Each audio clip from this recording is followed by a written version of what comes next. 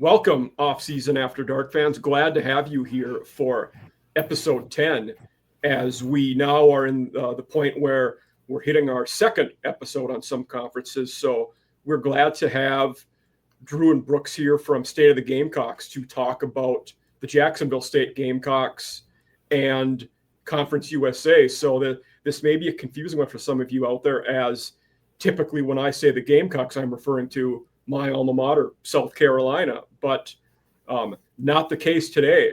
But glad to have you guys here. This one was, one I look forward to for our viewers in SEC territory, get a team, in state, and also a team who, similar to what I'm dealing with Marshall, you won your conference last year, and now you have a totally different team this year. So really looking forward to it. But Brooks, Drew, glad to have you guys here. Drew, tell the audience, where they can find you guys at. And, biggest part for us is on Twitter. We're at Jax State SOTG on there. Our podcast stays just on Apple and Spotify and all the major podcast platforms. Find us. We don't upload anything on YouTube, so this is really fun for us to get to do something different for us. But yeah, we're just Jax State group. So if you're interested in learning more about the university or more about the football team, really, because that's our main thing, then Apple, Spotify, all that places you'll find our podcast. And like I said, go follow us on Twitter. We do multiple posts a day. We do a lot of stuff with Twitter engagement. So go find us over there at Jax State SOTG. We do a lot of fun stuff on Twitter. And hopefully we'll see or hear from a lot of you guys. Definitely. For all of you out there, I'll tag their Jax State SOTG in these posts I have. And Brooks, how long have you guys been doing this? Yeah, we're coming up on our second football season, but we actually hit the year mark back in March, I believe it was. Drew really, this was all Drew's brainchild. He sent me a text out of the blue one day and said, "Hey, you want to do a Jax State football podcast with me?" And I was like, "Sure, I got time." But yeah, we both grown up loving Jax State. I went to Jax State. Our families worked for Jax State, so we've grown up lifelong Gamecocks. And to be able to do this and get to talk about something we love like this on a regular basis, it's been a lot of fun. And like I said, couldn't be more thankful for Drew coming up with this idea. Absolutely. No, kind of a similar story for me with, our SEC After Dark when Stephen Willis asked me to be part of the group after being his guest a few times, and it's just kind of went from there. So I've heard a lot of good things about Jacksonville State. This would have been in 2008, 10-ish, when I was in Louisiana getting my master's. One of my roommates was a Jacksonville State alumni and had been an equipment manager there. So if the 1% chance that JT Taylor is out there listening, shout out to him. So he's a Jacksonville guy. But I had mentioned before, Jacksonville State, similar, to Marshall this year, in that you're a team who won your conference last year, had a fantastic 2024, and then had a busy offseason with a lot going on. So, we'll talk about the coaches first. Obviously, losing Rich Rod, back to West Virginia, in state where I'm at now. That similar to with, Marshall, getting to conference title game, and then after that going into bowl season, it seemed inevitable he was going to leave. Is that pretty much the vibe you guys had at the time? Yeah, we mentioned that maybe almost a year before it happened, maybe a little bit less than that, to where there wasn't vibes or rumors at that time or anything, but we're looking at stuff like West Virginia is struggling under Neil Brown, or struggling for what they want that program to be under Neil Brown. And we're like, man, Rich Rod's over 60 years old. If he were to leave for a job, it would be that one. I don't think he would take the Kansas State job or name another school, right? I think he was happy with where he was at. At least it seems like he was happy where he was at. But we're like, man, the recipe that we don't like is it's kind of happening, to where Neil Brown's probably in his last year, and Rich Rod's got us doing really, really good things, and it was certainly an option. So as we got closer to the end of the year, and then you heard, Neil Brown will be his last year, and then they started interviewing people, and Rich Rod's name kept coming up, and then it got down to like those last 2 or 3 names, and Rich Rod was one of them. We pretty much knew like he was going to go. Hate to lose him. And Brooks said the same thing, that obviously what he was able to do in 3 years, especially with all he had to deal with moving up from the FCS to the FBS with it, and not really missing a step for the move up. I don't think that there's a lot of coaches who could have done that good of a job. So we would love to have him until he retired, but wasn't the way that it was going to go. But we'll talk about him as we go. We're so far very happy with Coach Kelly, which we'll get into that stuff later. But like you said, towards the end of the year, even in the conference championship game, me and Brooks are sitting there. It's 4 degrees outside, and we're blowing Western out of the water. We're like, he's so gone. But and it wasn't too much long after. So, and that conference, am I correct? When you guys played in the last game of the regular season, that was on the road. Then the conference title game was in Alabama. Is that right? Yeah, we had already clinched home field advantage, so we'd already clinched the regular season championship. The regular season game meant nothing to you guys. I remember that. Yeah. Correct. Yeah, pretty much. But and then the conference title game was it a 40-point game, something like that? I mean, it was 52-12. Okay, so that's and I guess if I was in your shoes, and maybe I'm wrong, but I feel like when you lose a guy like that to a P4 school, somewhere he was before, it's palatable. You can swallow that. For me, the tough one was losing our coach to the worst team in our own conference.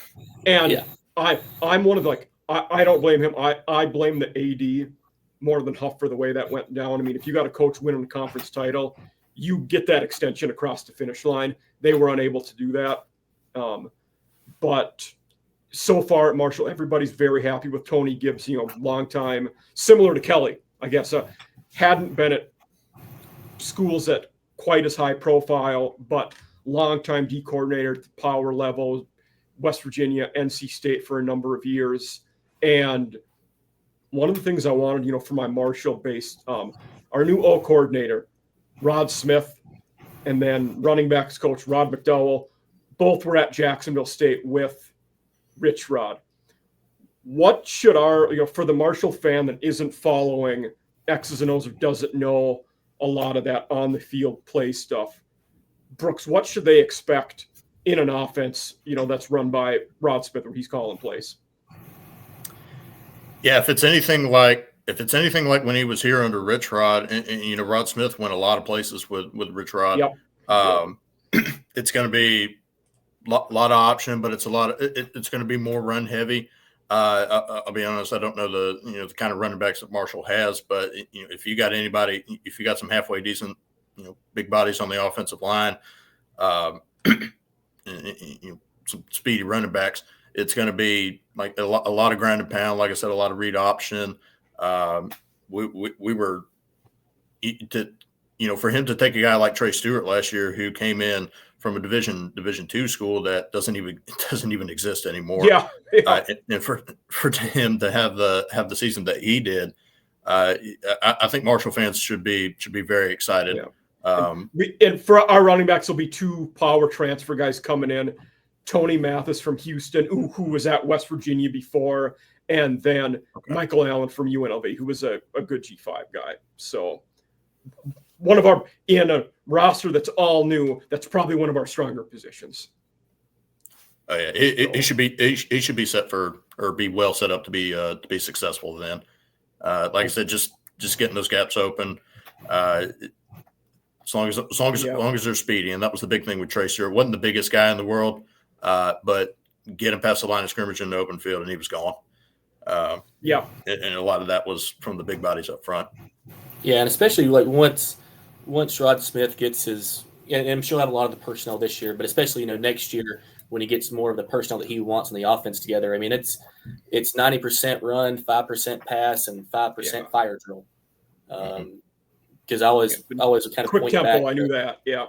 Yeah, I always went back to that game behind me, the bowl game that Jackson got to play in 2023, because there wasn't enough bowl eligible teams, and we were 8-4, Brooks, I think, at the end of the year, and we got to go play in that 9-4, counting them because the bowl win was counting the bowl game 9-4, but they ran the ball like 93 times against Louisiana that day. It was. Did you guys go to New Orleans? Did you guys go to New Orleans for the bowl game? Yeah, we were there. Nice. But I remember going back so I was just going to say, I remember going back and watching the TV broadcast of it, and something they kept they showed it a couple times during our regular season games, but they had a little clock in the corner showing the time in between plays, and it was never more than like 10 seconds, if that. Yeah. So once he gets his program set, it'll be as up tempo as possible, and if it's anything like what he ran with Rich Rod, it'll be much more run heavy. And you could just kind of see, like I said, that example back there, like as the game went on, I mean, they just wore Louisiana out. Yeah, especially if you're running that much and going that quick, most D lines are not going to be prepared or conditioned to handle that. So it's as the game goes on, you're going to be doing it even more. Yeah. That's him. But yeah, the Charles Kelly hire, I was happy with. Well, in the ratings, he's going to be lower, but that was I did. For my writing with Mike Farrell, I did the coaching ratings for all the G5 conferences, and just by rule, the guys that had never been head coaches before, there's no sample size, so you're putting them lower. But I did like the hire. I mean, he's a guy who, you don't coach at Auburn, Georgia Tech, Florida State, Tennessee, Alabama, Colorado by just being lucky. You got to be really good to coach at all those places. So it is the, mood around, Jacksonville State now happy? Are most people pleased with that hire? Yeah, I'm really happy with it. It's and we'll talk just a minute. I'm going to mention his name, Bill Clark, who coached at Jax State and then at UAB and had great success there for the first time in their program's history. Big Bill Clark fan, big. We wanted him back. It didn't go that way, but I am really happy with the coach Kelly. I mean, the recruiting has been already better than we would have expected. Rich Rod's not a huge recruiter. We always talk about Rich Rod plays money ball. Yeah. And does a lot with a little, which is really good. And Coach Kelly, he talked about it at Media Day, his first day in office at Jax State. He had Brooks, 29 scholarship players. 29 on roster, one quarterback and one corner. Everybody else had gone. Half the teams at West Virginia, and there's some guys at other places like Cal and that kind of thing. He had a couple at Marshall.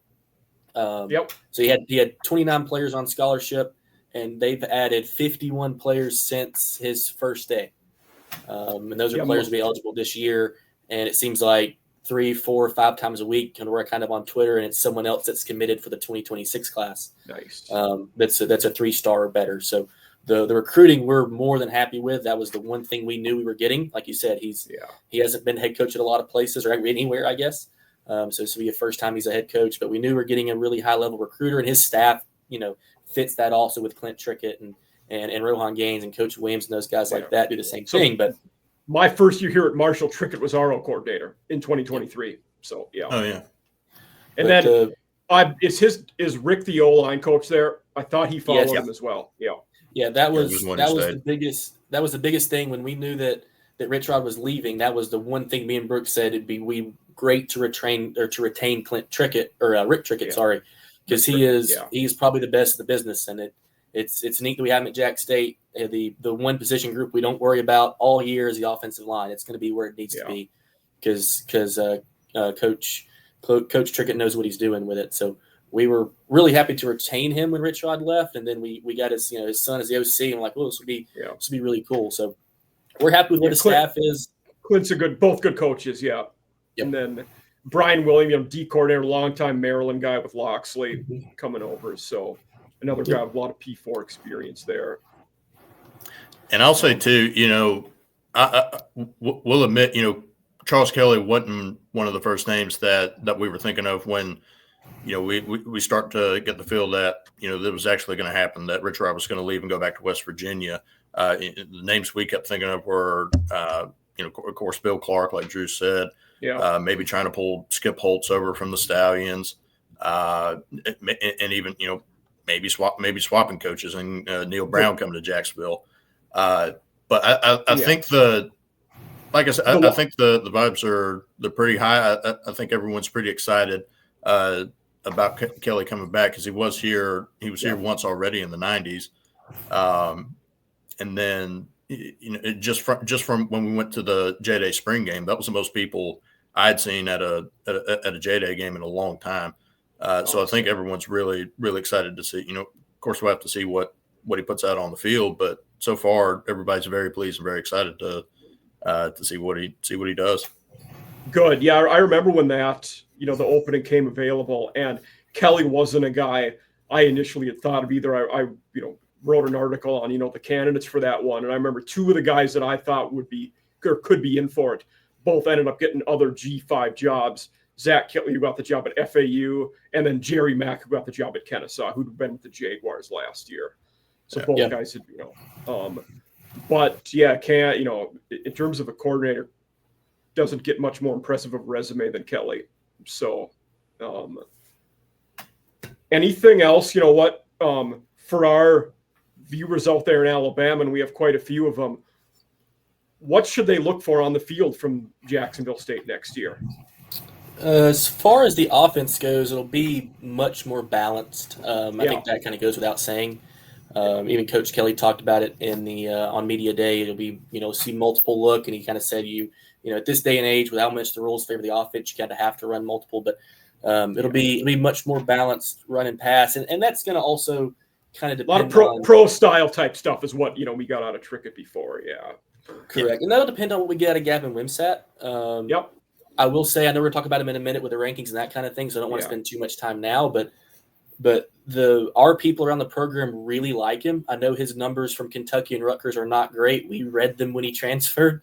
I liked him too. The list that we'll show later, he was either the Athletic or Athlon. I don't believe he's as poor as they think for a minute. This guy does have some very good tools. Now, he's been super one-sided, but he's been very good at some things we've seen before. Yeah, and we know he can run the ball. So, kind of when I say we're going to be more balanced, we may be as balanced as he allows us to be. If he has a lot of football, we're going to throw the football. If, we've got the running back room is really deep with Cam Cook and Andrew Paul and Andre Devine, and you can go down the list after that. But the running back room for Jack State's really deep. So if he's throwing the ball really well, you'll see a lot of passes and you see a lot more 50-50 balance play. But, if we're having a lot of success running the football, you may see it's not going to be like last year where it's 90% run and 10% pass. It'll be still 70-30, but you will see more run. And then there are some other quarterbacks on roster, like we talked about on our show. Cade Cunningham, former Marshall guy. Cade Cunningham could play. Caden Creel could play. We have a true freshman guy that I'm sure will redshirt named Jack Moran that we got to see with Coach Kelly, and Coach Kelly said he really likes Jack Moran, so I'm sure he will redshirt. But Jack's 6'5", 220. He's more of a pocket passer style or kind of guy, so he's going to fit that pro style really well. It's just I don't think we'll see that as much this year. While you still have the getting your program set into place. Is AJ Watkins still with you guys? Because he was a decent recruit, but I wasn't sure if he was still there. He's a defensive back. He has moved to the other side of the football now. Okay. Didn't know that. And the competition around that position group is incredible, by the way. Like, so we had one corner on roster when Kelly got here. We've added, I can't even count. I've lost count of how many defensive backs, corners, or safety we've added since Kelly's been here. The position or the battle for playing. I knew Elston from Auburn was one that came in, and I remember Tyron Taylor, who'd been at Memphis and Colorado before, both big additions for you guys there. Yeah, Trevor Woods from Colorado. Yep. Someone that we'll talk about. We really think he'll be good at defensive. Go ahead. There was a guy, Eastern Michigan. There was a guy you guys got from EMU that I thought was Jenkins. That was it. Yeah. Yeah. Okay. Jenkins. Yeah. You've been at EMU, so and they were down last year, but always a pretty solid program at this level. So, but good. Jacarvius Alexander from not Valdosta. Maybe it was Valdosta. I think it was Valdosta. Yeah. Who was getting some NFL draft love there for a little bit. Will be at Jackson. Excited to have him also.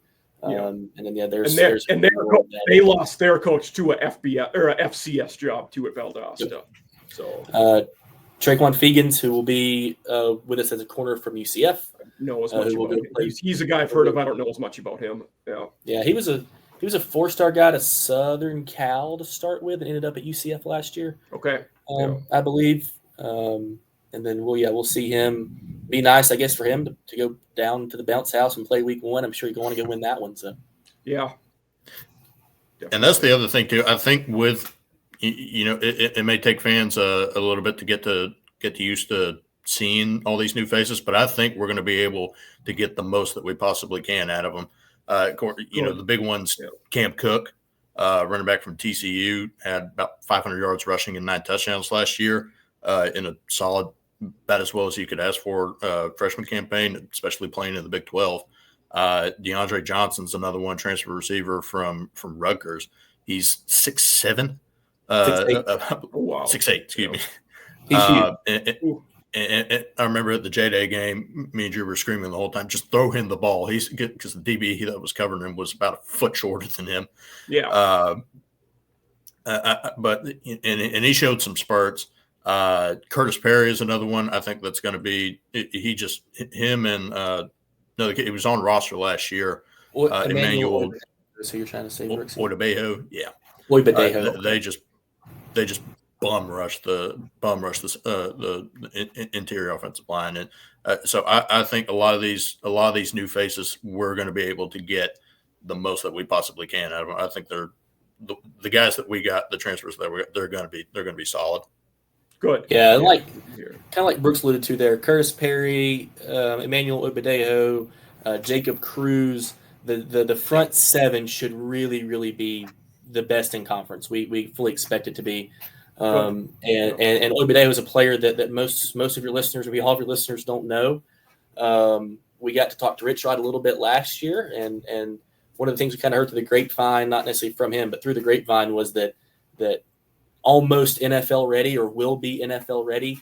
And he was recruited by Florida State. We were able to keep him through the coaching change was really big. So we really think that the school sack record could be in jeopardy.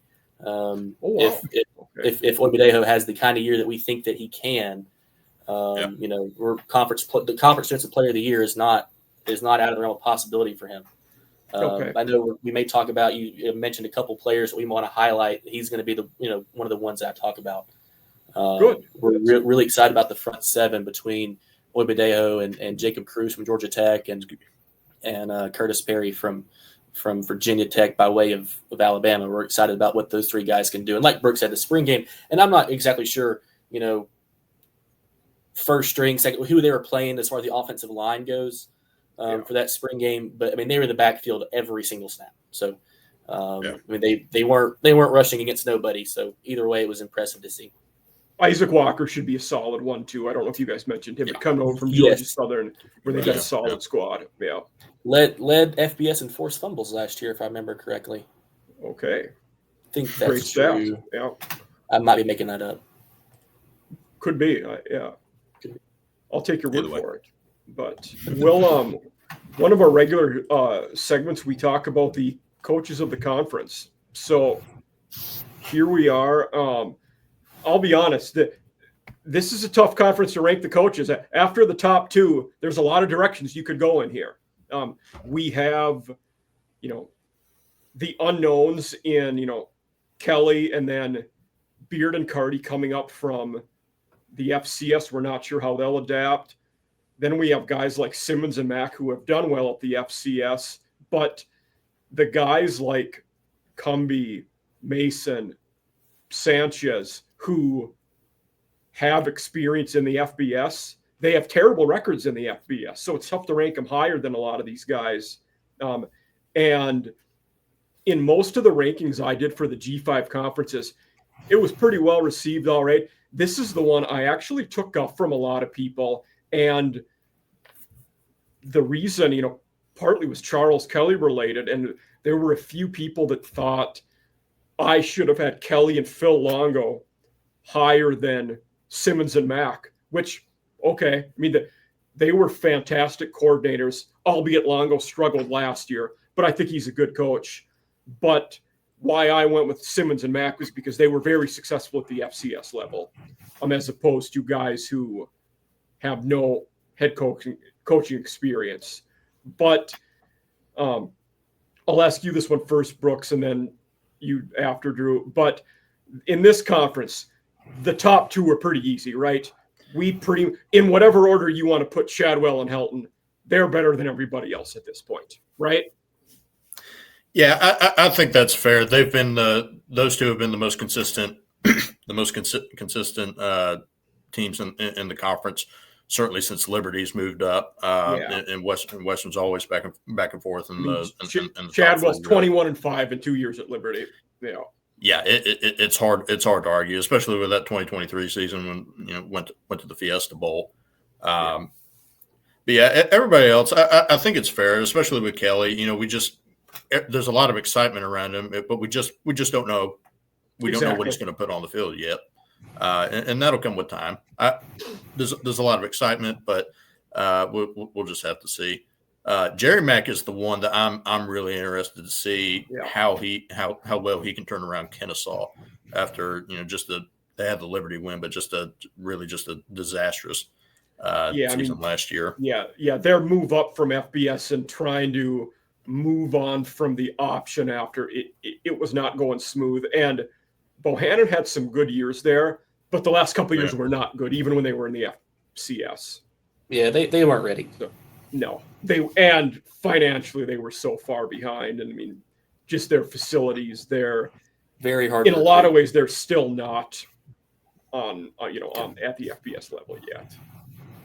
Yeah, we got a decent little rivalry with Kennesaw, and we always poke fun at them, calling their stadium the women's soccer stadium. But yeah, that one and FIU too. I think FIU is another one.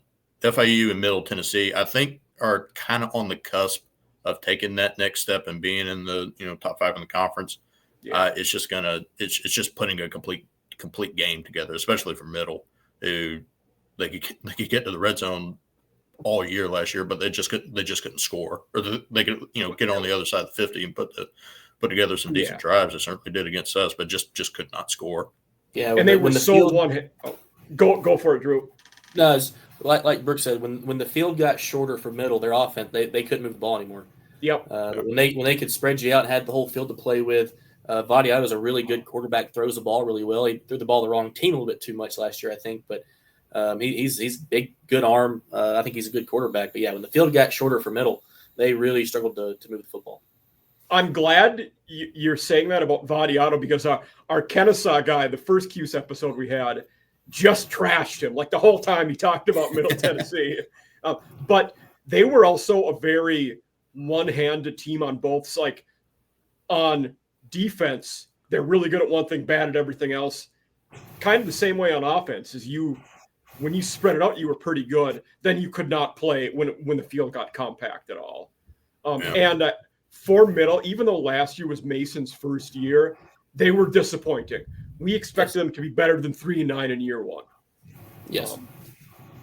And the other guy, in the same boat as Charles Kelly, I'll talk about Phil Longo a little bit. I thought it was a decent hire for them, but apparently none of their fans agree with me, because most of their people don't seem to like the hire. They were poor last year at Wisconsin when he was there, but Fickle's not done well with anybody there as well as he was at Cincy before. But Longo was good before that. He was good the first time at Sam Houston, at Ole Miss, North Carolina, good at both places. Like he's done well with quarterbacks and having pretty well-balanced offenses. And that's a job where he inherits a pretty good situation from Keeler, where, like you guys talked about, FIU and Middle on that cusp of getting top 5. We'd probably say Sam Houston is in the top. They're probably 4 or 5 right now. Yeah, I agree. You look at their 2023. They were our sister school and moved with us. Yeah, you're like, they won 3 games. They lost a lot of 1 possession games that year. Yeah, and we kind of knew, like, we've played Sam Houston enough at the FCS level. A program kind of like Jax State, they expect to win. And and they had the year that we expected. And if it hadn't been for quarterback injury and then the offense after Hunter came back, it was really stagnant, which was kind of strange. Offense moved the ball pretty well before Hunter Watson got hurt, and then we came back from injury. The offense was really poor. So I don't know, maybe he wasn't healthy or whatever, but if that Sam Houston offense was better in the second half of the year last year, I think you may have saw them, handle Western and maybe get a rematch with us in the title game, but it didn't go that way. And then, like you said, with them, new coach coming in, I don't have a lean on Phil Longo one way or the other just yet. So I'll plead the fifth on that one. I do know Sam Houston plays all their home games 90 miles from campus in Houston this year. That's going to be tough for them with their stadium getting renovated. They're in the Houston Dynamos Stadium, Brooks? Yeah, Shell Stadium or Shell Energy. Yeah. So I think that's going to be tough because that is a pretty good drive from campus, if I remember seeing correctly for them. So that'll be interesting to see. At 90 miles, you're staying over. I mean, it's almost like another road game. And so like Kansas played all their games at Arrowhead last year. Like that's not ideal. So I totally forgotten about that they were playing all of them on the road or at their home games on the road. And are they playing 13 this year? I know they go to Hawaii, which does give you the right to play 13 every so often, but I'm not sure. Ooh, they may. Because they are only playing 12. They are only playing 12. I just counted it. Yeah. Because I know the year that we moved up in 2023, New Mexico State took a 13th game. Yeah. And we were their 13th game because we were third in the conference and not eligible for the title game. But had we beaten Mexico State in the last game of the year in 2023, we would have finished second and not been allowed to go. So we didn't get to complain about that. So yeah, we're not going to get into the whole New Mexico State Jerry Kill issue. We covered that last year and said all of our thoughts about why they didn't pay Jerry Kill because he was having success there. So not that Tony Sanders is the Minnesotan in me loves Jerry Kill. He was a fantastic head coach. That's my home state. Yeah, he was. Yeah, and that's kind of the thing with. So I was just going to say real quick that with Sam Houston. For Casey Keeler, I know he's from the Philadelphia area, but for him to go from Sam Houston to Temple, we kind of debate, whether or not that's a step down. Just because he started to really get things going this past year at Sam Houston and won a bowl game in the New Orleans Bowl. But to go, there was a lot going, with the stadium and everything, but. I thought that was very surprising for him to. He won a national championship at Sam Houston, and then to go to Temple and essentially start all over from at not a very good football program. I know Jeff Collins had some success, and I do think they're a sleeping giant. I do think to some extent they're a sleeping giant like in the G5 level because you had not only them but Jeff Collins did well, Matt Rule did well, and then before them Steve Dazio and Al Golden both did well enough there to get bigger jobs. It's just that Stan Drayton was so awful the last 3 years there that you're really I think part of it similar to with Tim Albin at Ohio took the Charlotte job. You must see something in that G5 school in a major city that there's something there that it also probably takes a decent ego and enough self-conviction that I'm the guy that can get us winning here, which they both done. So he should be able to recruit Philadelphia without an issue. Yeah, because that's been part of their problem. So slight Sam Houston related. How did we end up with the situation where they're playing WKU week 0 in a conference game? Would counter that with why are we playing Liberty week 2 in a conference game? Yeah. Great. I thought the way the schedule was built last year, they did a really, really good job of it because you kind of ran down in the last 2 weeks was Jax State and Western and Jax State and Sam Houston, and then you had the Liberty and Sam Houston and you kind of went back and forth where you had they knew the kind of the top 4, they could kind of compact it to the bottom and make that really, really good football. They seem to go the other way this year and spread it way out. Maybe they're not as the powers that be are not as confident in who's going to be where at the end of the year. We still get Western at the last game of the year. We really like having that there. But yeah, the Sam Houston and Liberty week 0 matchup and the Jax State and Liberty week 2 were as clueless as you are, I think. It also could have been the rest of the conference and the teams near the bottom. They wouldn't want that because you're getting no buzz around your games at the end of the year. Nobody's watched on TV. You're going to get less butts in the seats. Maybe they didn't want it to be that way anymore. So yeah, and that was the thing last year was the conference was pretty much decided in those last 2 weeks. Yep. With us, Liberty, Western, and Sam Houston. You know, we all season we kept pointing towards those last 2 weeks, and now it's swapping it up a little bit. I'd certainly be a lot more nervous than I am right now about playing Liberty. If we were in Sam Houston's shoes and having to play Western, the conference runner up in week 0, at least we get of course not playing week 0, but we're playing week 1 against UCF to kind of figure things out and get the chemistry up pretty quick, and then go to that and then play that Liberty game. But I wouldn't want to be Sam Houston or Western fans right now.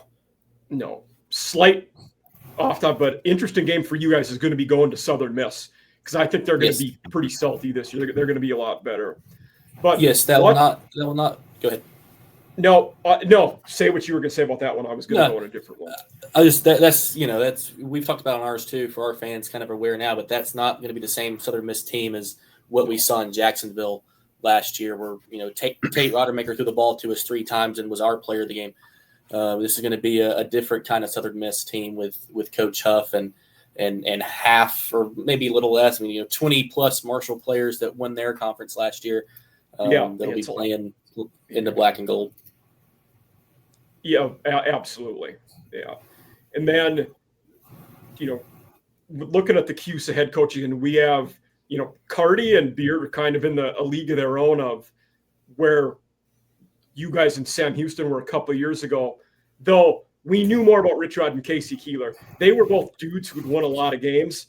We don't know much about these 2 guys coming up because they've only been head coaches at the schools they're at. Carty's a Delaware guy, been there forever. Beard actually is a Western Kentucky guy, but they've both won games at their jobs. They're at smaller sample size, but Carty has a good record. They were tough for me to rank here. Sonny Cumbie at 6 is one. You could probably rank him lower if you wanted to.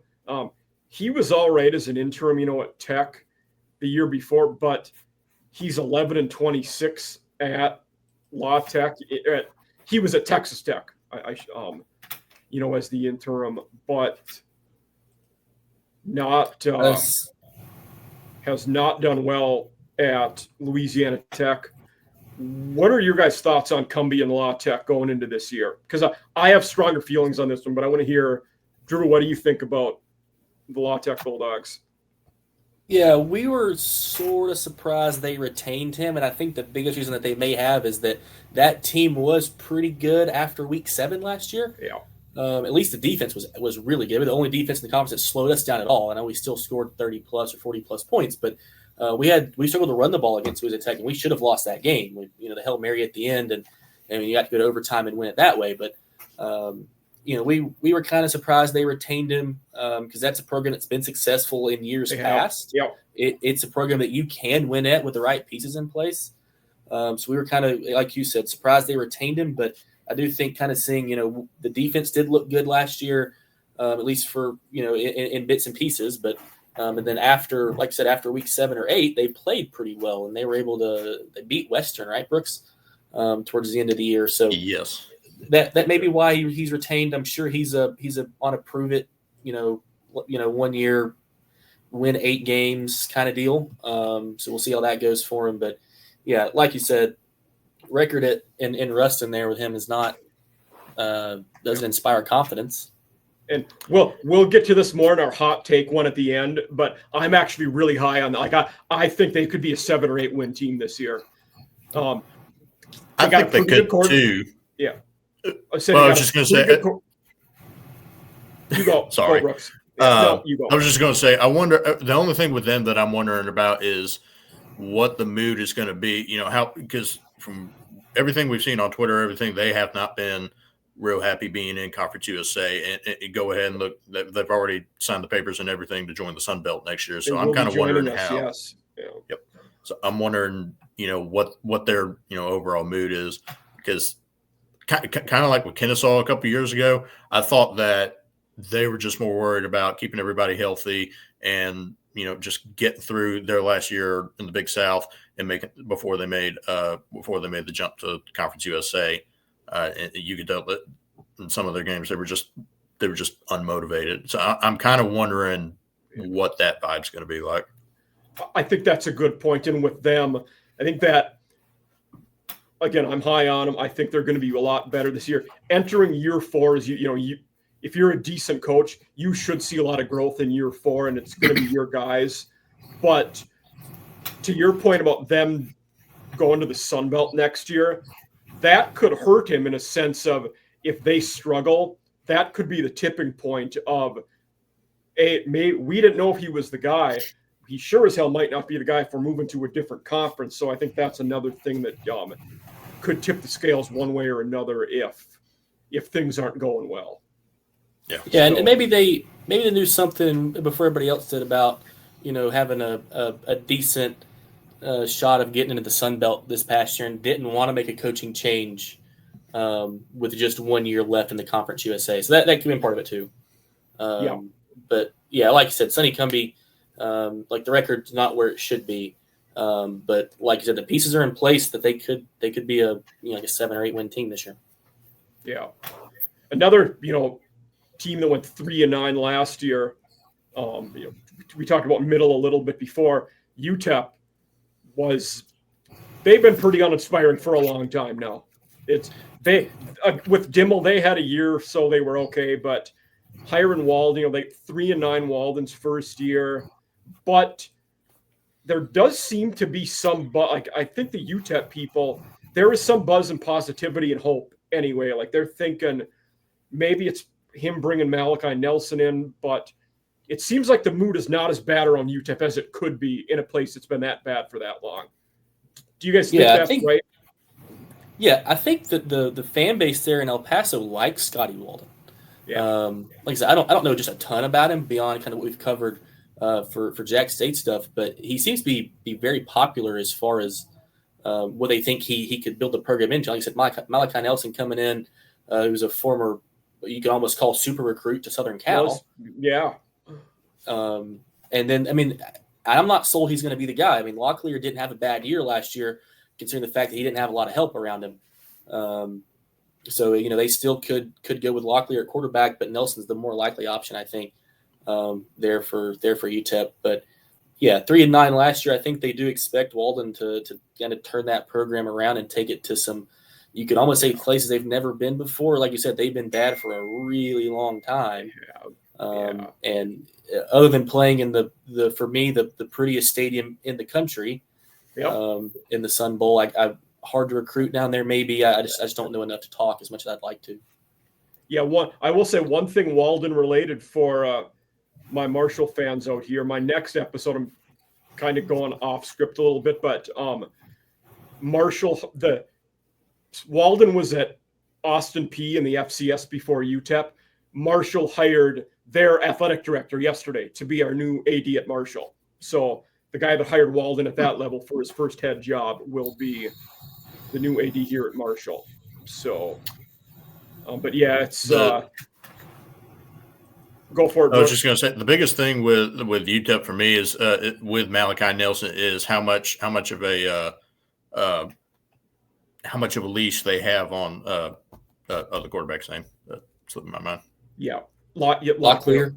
Locklear is first 2 picks he throws. Is he going to pull the trigger on Malachi Nelson and throw him in there? Because the guy, he was recruited highly for a reason, and he's going to see the field at some point. It's just I wonder how soon it's going to be. Yeah, and Locklear was with Walden at Austin P before that, so they're a guy. They have history. That's right. They're going to be on the same page as each other. So, but they're a team who I have zero connection to UTEP, but I want them to be better. Like, I feel like being where they are, part of it might be the stadium, but I feel like it would be good for the conference if they're competitive. Not really based on anything, just feelings. But, we talked about Sam Hughes. Go for it, Drew.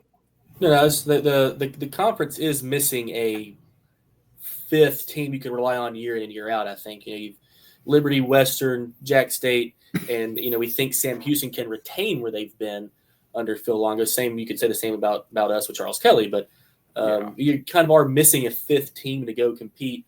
I think it'll be Delaware, maybe not this year, but I think that program can win. They've been kind of like JSU. They were good at the FCS level for a long time. Same with Sam Houston.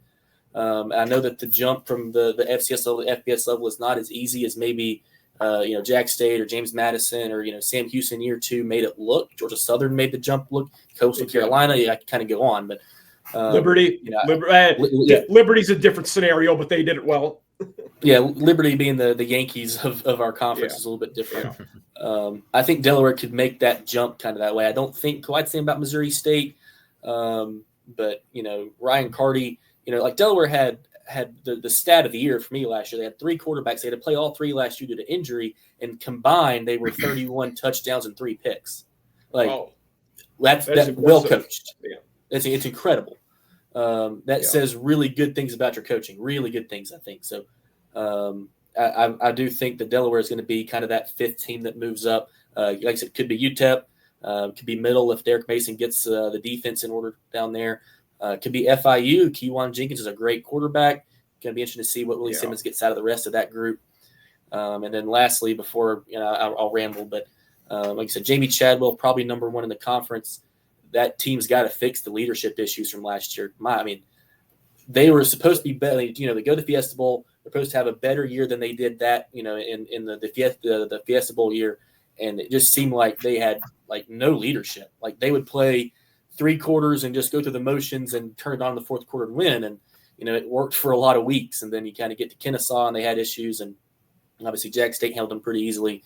But the Liberty and the leadership issues, I do worry about with Chadwell. I know maybe Salter played a role in that. I don't really know. Yes. It's tough to say 8-4 was a letdown and disappointment, but it was for them last year. And absolutely, they assumed they would be a double-digit win team going into the season. And when you're putting in doing that. Yeah, when you're putting in as much money as Liberty puts into that program compared to the rest of the conference, you don't think that they expect to win the conference every year. They expect to go 8-0, 9-0 in conference and not have any issues with the amount of, with the resources that program has compared to the other 9 teams. So that's got to be part of it too. But like I said, Chadwell, X's and O's go, great coach. But I think you got to fix the leadership side of the house there for Liberty was what kind of gave in last year because they had to be the most talented team in conference. I know Jack State was very well coached last year with Rich Rod doing what they do. They did very well. But the athletes Liberty's got, they expect to win every single year.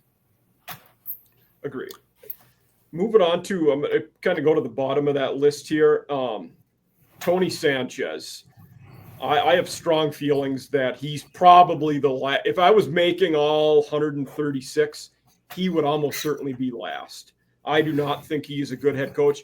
He was poor when he was at UNLV, which now looks even worse after Barry Odom had 2 successful seasons there. Granted, another guy lost games there, but Sanchez took over a good situation. The best that school's ever been was with Jerry Kill. He took over there, coming off of a very good 23 when they won 10 games, and then they won 3 games his first year there. They were not good. 3-9 last year. It will be very tough. I don't know that anyone could convince me he is a good coach at the FBS level at this point. For me, it was an easy last place there. Who would you guys have rounding out the coach? Brooks, if you had to pick a last place coach here, who would it be for you?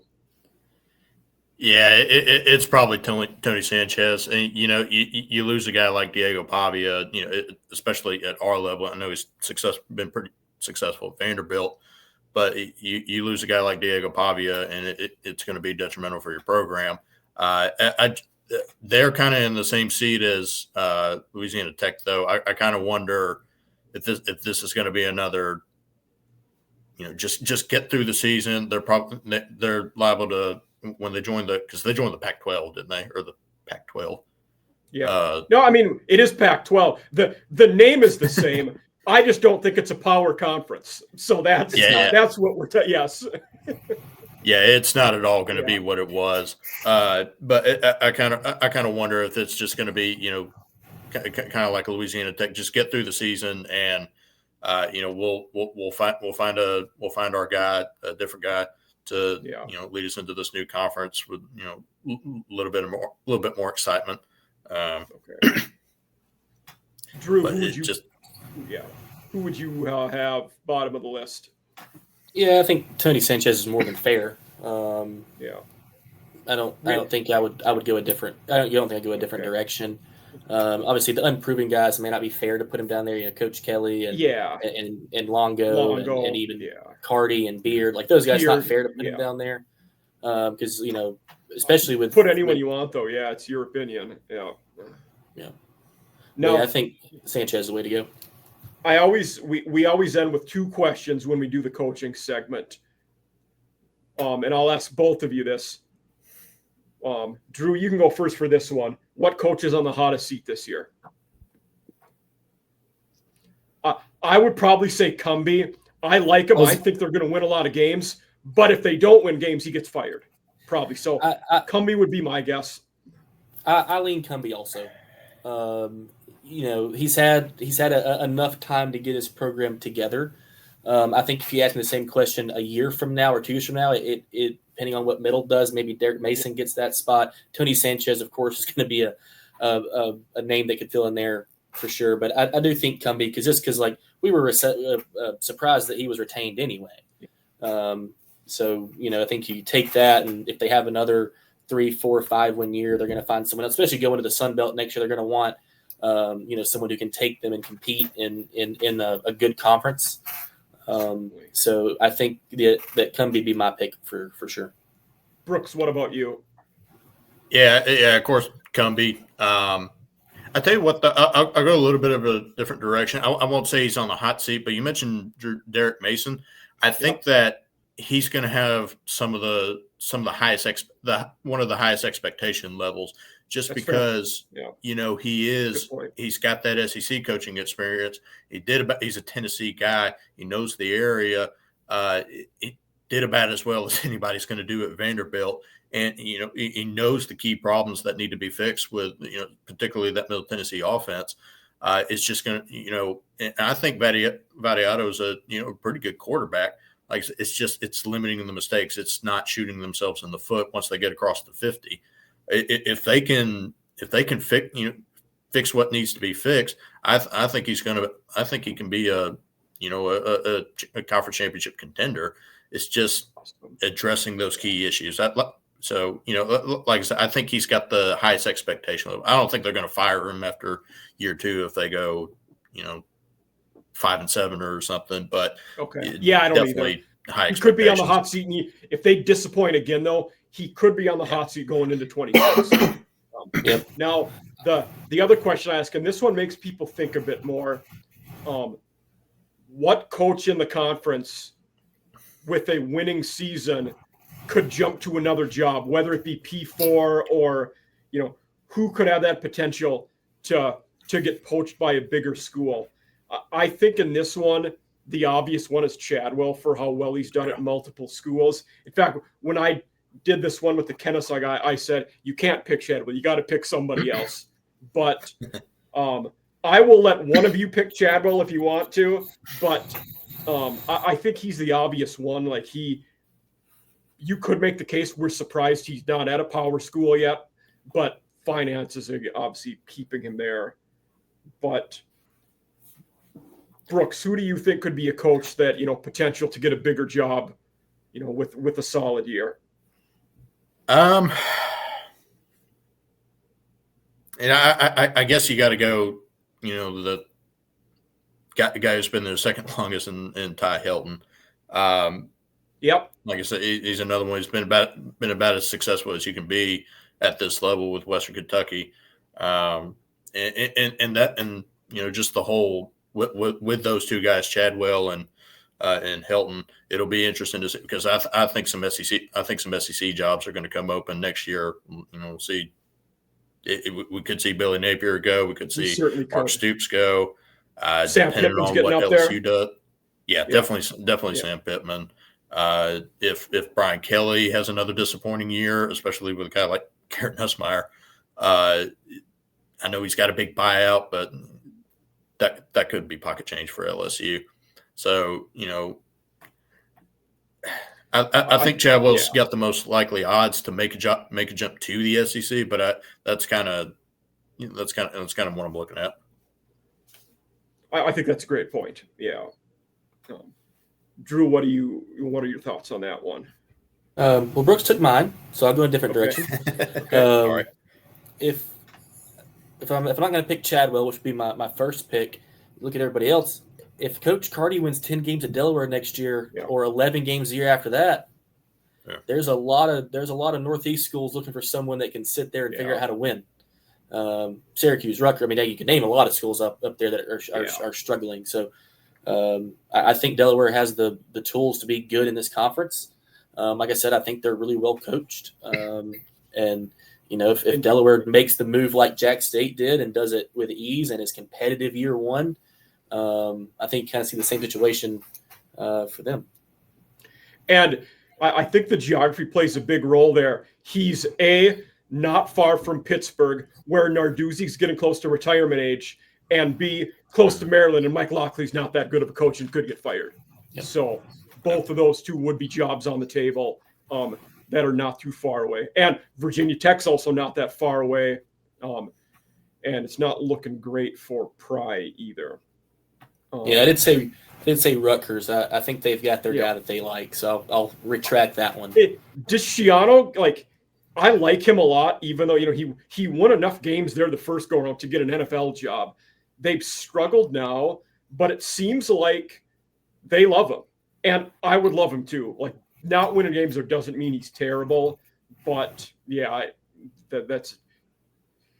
I hate to use the old adage, it's a tough place to win. Rutgers is a tough place to win. Yeah, and the Big Ten too. Yeah. We'll move on.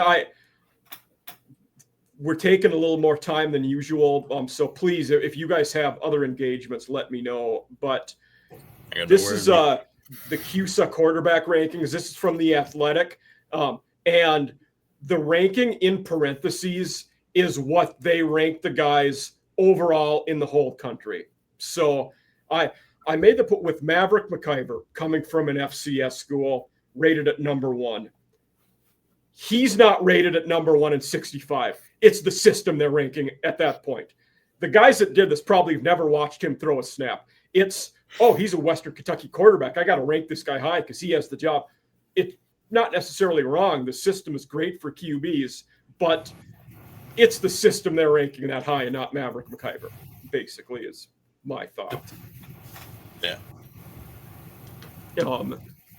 And Vadiato, number 2 here. Do you guys, the top 3 with McIver, Vadiato, Jenkins, do you guys concur with those top 3? It's probably tough not to. You had mentioned, go for it, Drew. I concur that they're probably top 3. I don't love the order. Okay. I think Keewan Jenkins is the best quarterback in the conference. I hope Gavin Wimsatt can be that good. He's very unproven. We'll get to him in a little bit. This is not a Jax State show, so I get sidetracked. But, no, I encourage you to talk as much about your school as you want to. So, but we talked about last year. We got FIU late in the year at home. It was like as trap game as it could be. I know their record wasn't great. They got blown out by Monmouth, which was crazy, or beat by Monmouth, which was crazy. Threw a lot of games away. It's kind of what I'm getting at there with FIU. But Kewan Jenkins played as good of a 4 quarters of football against Jax State as I've seen anyone in this conference play. And I think he's the best quarterback in the conference. And then Vadiato's had really good games. You can't argue what McIver did at Abilene Christian last year, I believe. Christian. Yeah. So I think those 3 are fair. Interesting, Ethan Basco there at 5. Jax State got him week 1 last year when he was at Coastal. We'll give one thing he has going for him is that obviously Chadwell knows him and he picked him for a reason, to follow him. So. Yep, and Jax State made him like an NFL player last year because that week 1 Jax State team and the week 3, 4 Jax were different teams altogether. They just weren't ready to play week 1. So kind of what we made Basco look really good week 1 last year, and he can certainly do that for you. But yeah, for me, I think it's Kewan Jenkins 1, and then we kind of see what McIver looks like against different competition, and I like Vadiato there too. I think Kewan Jenkins is certainly the more talented quarterback, and to me, because he can run and throw the ball. He lost one of his key receivers this year. Rivers was his last name. Rivers is at Georgia Tech now. Yes, that's right. But you look at Vadiato, and his numbers kind of speak for I keep on about how they could cross the 50 and they can move the ball down the field. They just couldn't score, and his numbers kind of back that up. 3,092 yards thrown through the air, but only 16 touchdowns. That's why it's certainly against us. Kewan Jenkins could at least finish some drives. I'd certainly give him the edge over Vadiato. I don't. In fact, Rivers and then Dean Patterson, both of their 1 and 2 receivers are, I believe, at Georgia Tech. Now, I know Rivers is. I think Patterson also is at Georgia Tech, but he's definitely P4 now. Jacob Clark is an interesting one at 4 here. I know a lot of people I know who are in the industry, as professionals. Some of them are very high on Clark. It's interesting. Clark and then his backup, Drew Viato, both former Minnesota Gopher quarterbacks on that roster. And Clark, he looks the part. He is a big guy with a big arm. So we'll see, how Clark does there. I talked about, La Tech and I'm higher on them. I would have Evan Bullock, not saying I'd have him top 3. I'd at least have him on the left column of this list, though, in the top 6. I think Bullock's a decent QB. So, especially with Watson, is he going to stay healthy? What are we going to see out of him? So, I don't know. Go for it, Brooks. I was just going to say, I'll plug our quarterback for a second. Gavin Wimsatt, we were looking at his numbers the other day, and over the course of career, he has thrown, he's thrown more interceptions than he has touchdowns, and that's, not a good sign at all. But I think the key for him this year is, I think, relatively speaking, he's going to have better weapons and throwing better weapons to use against lesser defenses, if that makes sense. Because like at Kentucky last year, he was throwing to nobody against SEC defenses. Yeah, I mean, it's just it's hard to be successful. And then of course, Rutgers, we talked about them. It's just a hard place to win. And so I think he's going to be more set up to be successful. It's just limiting the mental mistakes, limiting those interceptions. And I think too, he's a great runner. We saw in the J-Day game. Of course, we didn't see him play, but we saw Kelly, run not as much as like what Rich Rod would, but we saw a good bit of read option plays. So read option and speed option plays. So I think that's gonna fit his playing style very well. It's just going to be, like I said, limiting the turnovers. But he's going to have the weapons and like I said, be more set up for success. And of course, being able to hand the ball off to Cam Cook is big, but having Michael Petway and big receiver and DeAndre Johnson and some other guys, I think he'll climb that list fairly quick. I agree with you there. I think that's spot on. One of One of these guys, maybe the one I'm the most curious to see, is Dexter Williams coming over from Georgia Southern to Kennesaw, where new coaching staff. They're basically going to be running the offense we've seen out of the Tennessee Vols. Their old coordinator was a Tennessee guy coming out of there, and Williams, had been at Indiana before. A guy not going to run around much. They're the systems he's been in have not been mobile QBs. That's not him, but should at least get open shots downfield. We'll see if Williams is a guy that can take advantage of that in that system. But they're a team that will need, for how bad they were last year, they'll need Williams to be better than we've seen him be before if they want to win more games. So I'm curious to see Williams at Kennesaw. And then Logan Fife at New Mexico State was very good at Montana. Always a solid FCS team. Won a lot of games out there. Out of all the FBS QBs, Zach Marker's the one I know the least about. Can you guys tell me much about him? I've asked a lot of people. Nobody really can. So he was hurt for a lot of the year last year. Okay. Yeah. So he didn't play a ton. I think he was the number 2 option last year for Delaware. And when the start, maybe he was number 1 option. Either way, he didn't play a ton last year. Like I said, the numbers for the Delaware quarterbacks as a whole are pretty good. So I don't know. I don't know how much that's going to say about him, but yeah, I guess I'm going to try to get up his stats. Yeah, pull up some of his stuff, but he didn't play a ton last year. I know he was hurt a good bit because we did our Jax State season recap and stuff. We kind of went through and found some of his stuff, and he just didn't play a ton. He played in 4 games. He was 74 of 35, 10 touchdowns, no interceptions, and over 1,000 yards. So actually pretty good. Interesting enough, the guy that's their backup now, Nick Minicucci, he threw all 3 of those interceptions that you had mentioned. So, that's tough.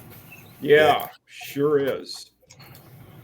But QB wise, the Kennesaw guy kind of said it as well. This is the roughest conference for QBs in the country. There are not a lot of guys we've seen who've had a lot of success. So, I think as you had mentioned a good point before about teams fighting to be in that top 5 of the conference. Whoever plays the best defense and whichever QB shows up, those are going to be the teams that get that 4 and 5 spot probably. So teams that can find consistency and stay healthy at that QB position, they will be the ones who, we see jump. One of our, kind of our shortest segment we've had on the show throughout has been a little bit about college fantasy football. And just, some sleepers like the league I'm in. We start our draft tomorrow. But, Drew, who would be some college fantasy sleepers you might have out of CUSA? Can be Jax State guys. Doesn't have to be. Can be anybody. So yeah. I would probably start with Kewan Jenkins if I was being non-biased. We talked about him a little bit. Okay. About what I think he can do. I'm gonna plug Jax State here for a minute. We've said his name a few times. Jondre Johnson is 6'8" at wide receiver playing in this conference. You've got to be able to throw him the football. And now I'm sure that we've referenced it before on our show, but he's probably going to get a lot of double teams his way. It may open up stuff for more people, whether that be Michael Petway or Rex Center or whatnot. But when you have that size at wide receiver, and I know he came from Rutgers, he didn't play much there. There's got to be a reason he wasn't playing because 6'8" plays anywhere. It does, yeah. But when you look at what he can do in the red zone, and we saw in the spring game, he's a lot faster than we expect him to be. He takes these big, long lumberjack strides, like he covers 5 yards at a time. It's crazy. Like what he could do in that offense if Wimsatt can get him the football and he can get open. If you're asking me, a Jax State fantasy guy at wide receiver, I would lean that way. And then to be, unbiased and fair, looking for a quarterback, I think Kewan Jenkins can have a good year. Like I said, his receivers departed, and that's going to be a big step for him is to find someone else to kind of lean on in the passing game. But he looked really good last year against Jax State in a few times. I kind of like what he could be able to do, especially with a new coach that can utilize the offense a bit differently. Nice. Brooks, who are some fantasy sleepers, guys to look at out of the conference for you? Yeah, I think, and they've got him at number one quarterback, and I think he's probably going to stay there. Maverick McIver, if he can do, just half of what he did at Abilene, I think he's going to be a really solid quarterback, and I think he's going to have better weapons. He's going to be better weapons, better coaching, better offensive line. I think he's just going to be in a much better situation as long as they give him time. He'll blow up and down the field. From Jax State, though, I do want to plug. I think somebody I think that's going to be really good that I've talked about a few times is running back Justice Savage. He redshirted last year, and we finally got to. He was a 3-star recruit from Fairburton, Georgia, and I remember I got a buddy that works in recruiting, and as soon as he committed, he texted me and said, "Hey, y'all just got a stud." Nice. He's a stout running back. I think you ain't gonna tackle him with one guy. He looked really, really good at the J-Day game. The only thing is him and Andrew Paul are going to be in a funky situation to where I think they're both good running backs, but they're going to be behind Cam Cook, who 95% sure is going to be RB1. But I think Justice Savage. I think if he can get consistent carries, he's the type of guy that can go. As long as he can get past the line of scrimmage, he can get 7, 8, 9 yards a pop. I think he reminds me of a Nick Chubb type running back. He's not real tall, but he's well built, low center of gravity, and I think once he can get, like I said, once he gets past the line of scrimmage, it's off to the races from there. And you better have more than one guy to tackle him because he's strong. Yeah, when I did this episode, the first CUSA one, Cam Cook was actually my fantasy sleeper, for the conference, who I think could be pretty good with you guys. Two of them from other teams, though. I think Elijah Green at Sam Houston could be a pretty good running back, and Longo's done a good job with his running backs have gotten some good, stats in the past. And then another one I picked was Matthew Henry, receiver at Western Kentucky. Their receivers are going to get points if you're starting there just because they're throwing the ball so much, and as effective as they've been. He's a guy who I think, could be good. So Matthew Henry, WKU.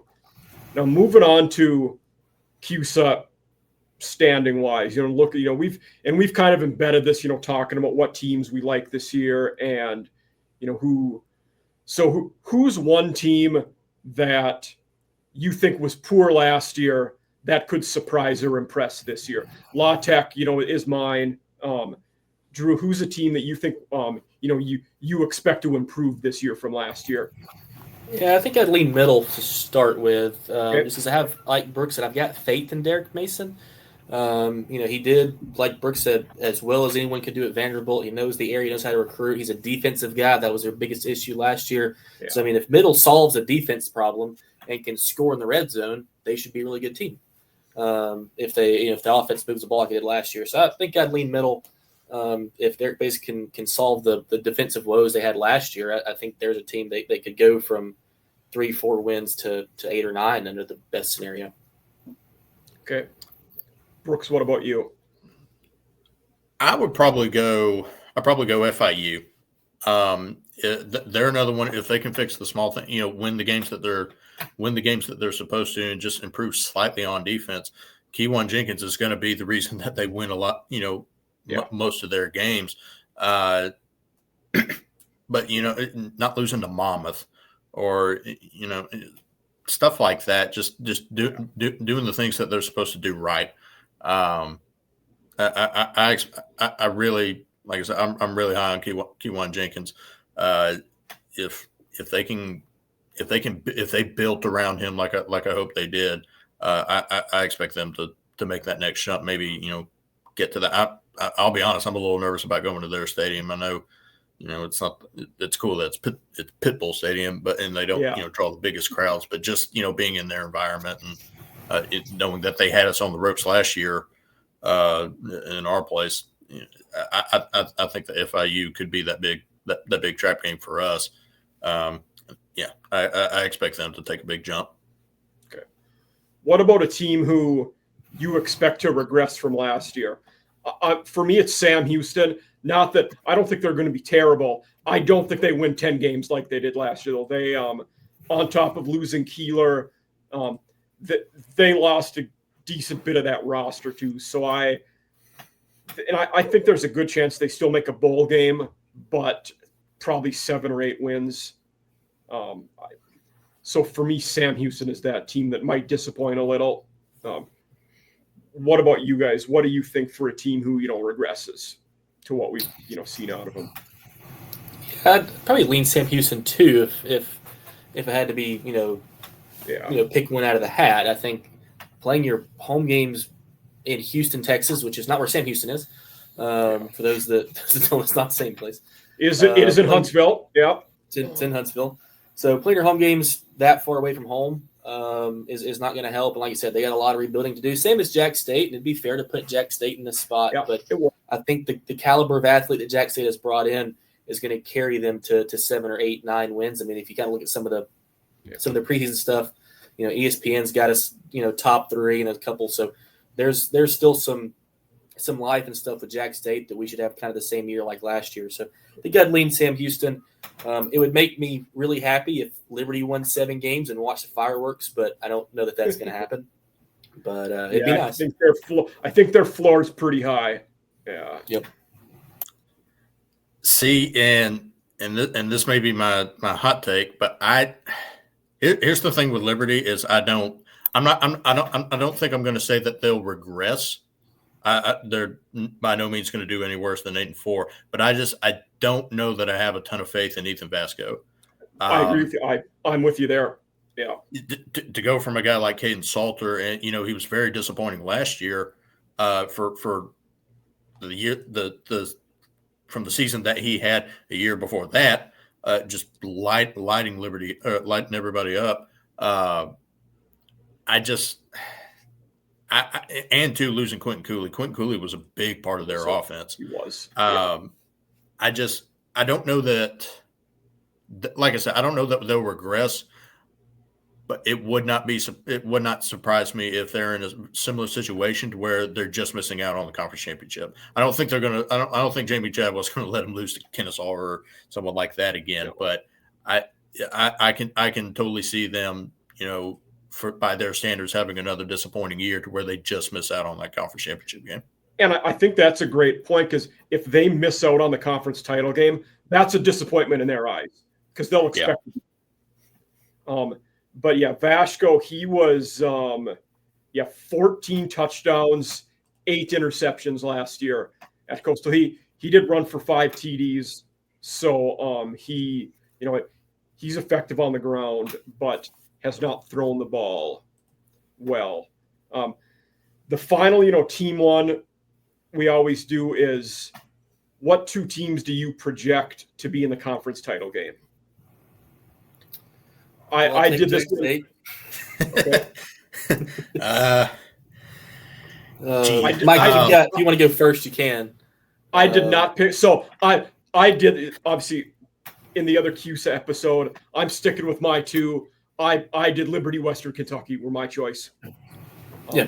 And I also think one thing that's kind of embedded there, which helps those 2, is that they don't play each other in the regular season. So that's a good team you're not taking a loss from in the regular season, by not playing each other. So that's a benefit to them. So Liberty, WKU is the 2 I'm going with. Yeah, I mean, I think me and Brooks will both take Jax State in one of our slots. So we wouldn't make a lot of friends if we didn't, I don't think. So we'll take Jax State in one, and if I can pick Western or Liberty and be really boring, I'll take Middle.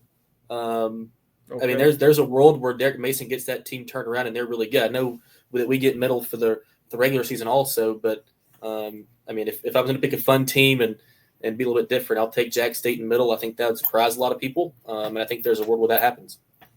And Middle doesn't play Liberty, so that is a benefit to them too. And looking at fun week 3 or 4, Marshall goes to Middle, so that's a fun non-con game I'm looking forward to. Yeah, I'll I know it's kind of me walking back what I just said, but the most likely scenario is Liberty and Western.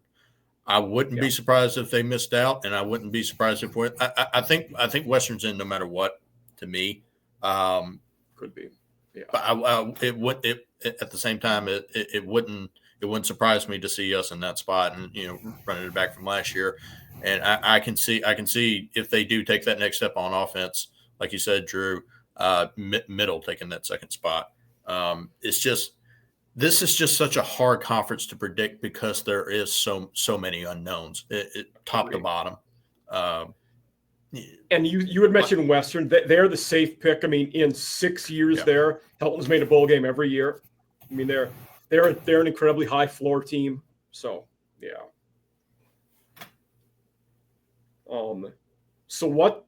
Moving on now. We kind of have that hot take, bold, unpopular, or, even under the radar one.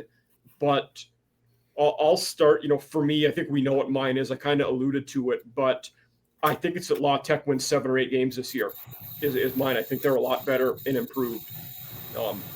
For this one, whoever wants to go first can, but what's your take for the audience that, you're going to throw out here?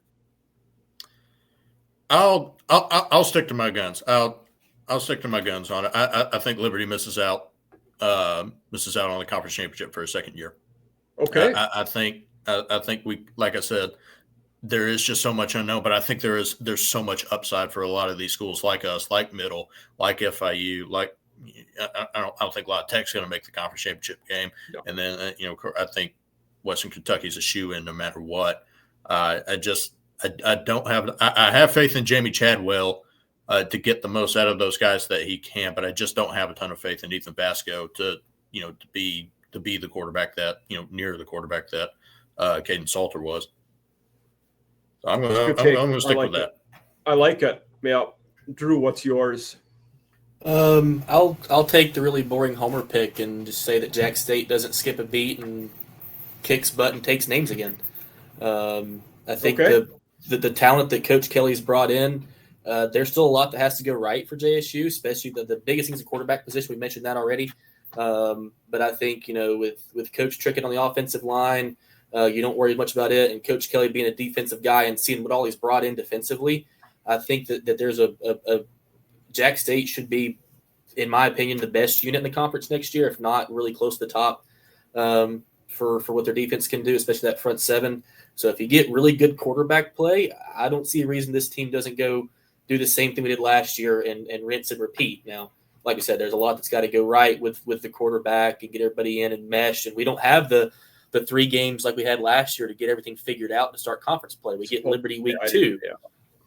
So, the horrible football team that Jax State was week 1 through 3 last year, that can't happen again. And that makes it really tough on, a brand new staff and a brand new team. Jax State is dead last in returning production this year. And that's across the country. So of all the production they had last year, they are dead last in returning those pieces. So it's not an easy road for JSU. I think that's what makes it a hot take. But I think with what Coach Kelly's brought in, if he gets his pieces in order and it works the way he wants to, I think this team could still win 9, 10, 11 games. Awesome. No, thank you. So, again, audience, we have Drew and Brooks here. They're from State of the Gamecocks. You can find them at Jax State, SOTG. I'll link, all of their, their Twitter stuff and where you can find them. And they're pretty active on there. They have a lot of good content. I've been following them for a couple months now. But both of you guys, want to thank you for being on here. We had a fantastic episode learning about a team that was very good last year, who's going to look different this year, and Conference USA, which I think is the conference that most of our viewers probably hear the least about. So thank you guys. Drew, Brooks, glad to have you here. Greatly appreciate it. And have a great night, everybody. Thank you. Thank you. We appreciate it. Appreciate it.